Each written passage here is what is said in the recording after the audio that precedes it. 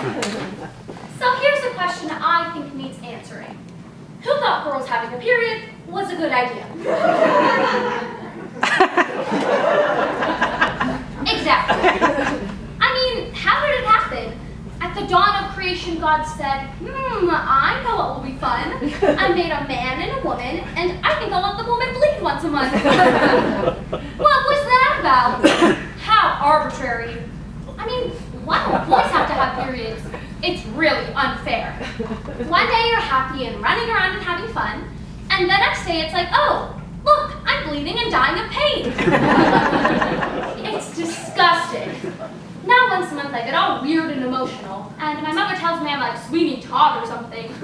She says I have the worst PMS she's ever seen. I asked what PMS stands for, and she said in my case, it was pathetic, moody, and sullen. And the cramps. Don't even get me started on the cramps. They're so bad I can't even get out of bed. My mother fills me up with Advil, which is a whole other thing. But at least it gets me through the first 2 days. But my mother gave me the good news. When I'm her age, I'll have a change of life and won't bleed anymore. I asked her if men have a change of life. She said, yeah, every 10 minutes. I know, this whole thing is like TMI, right? But as long as we're having TMI, can we just talk about sex education? I had to take it when I was 12. Why did someone think that was a good idea? To teach 12-year-olds everything you never want to know about sex at that age. I mean, do you know what they teach? First of all, you sit there, and the teacher makes you say the P and the V word. I'm sure you can figure out what the P and the V words are. I'm sure everyone here has at least one of them. Anyway, you sit there and repeat them over and over again, quietly then louder and louder until it stops getting the giggles. Because of course, when you put 40 12-year-olds in a room and make them say the P and the V word, it's going to get a lot of giggles. So we sit there and repeat them over and over again, quietly then louder and louder.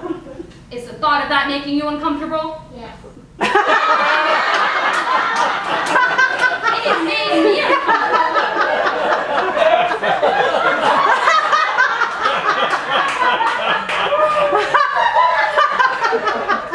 So true. You can't even imagine. Or we could all just do it right now and you can see it. Maybe not. And if you think saying the words got the giggles, you should have heard the class when they showed us charts and drawings and told us all about what the P and the V do when they get together. And then there's that moment when your mother asks you about your school day. Hey, Mommy, guess what we did in school today? We said the P and V words really loud. Of course, my mother didn't know what I meant by the P and the V word, so I had to tell her, awkward. I told my grandpa about it, and he was mortified that they were teaching this to 12-year-olds. He said in his day, they didn't have classes like that. And to teenage boys, the P word stood for Playboy. I told him that was TMI. He said when it was time to find out about that stuff, it just happened without charts and drawings. I told him that was TMI. I think kids my age get too much information too fast. And having that information just leads to them using that information, and that can't be a good thing at 12. Note to schools, we're just kids. Let us be kids. And that's all I'm saying about that. Unless I get bored. In which case, I'll show you the charts and drawings. I made copies. TMI. Have you noticed that everything's initials now? You can't ever just say anything. Nope. Everything's initials today. And sometimes it's just baffling, isn't it? But we all know what TMI means. That's universal. Other stuff? NSM. Not so much.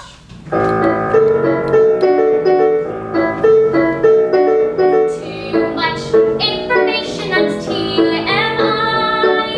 Too much, that's gross and yucky, that's TNT.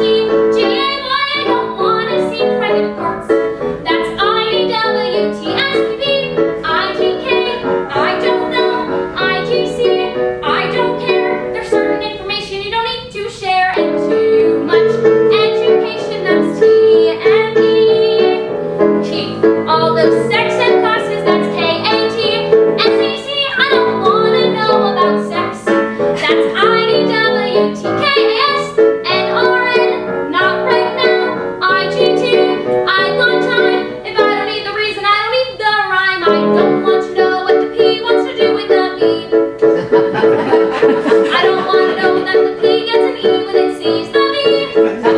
I don't want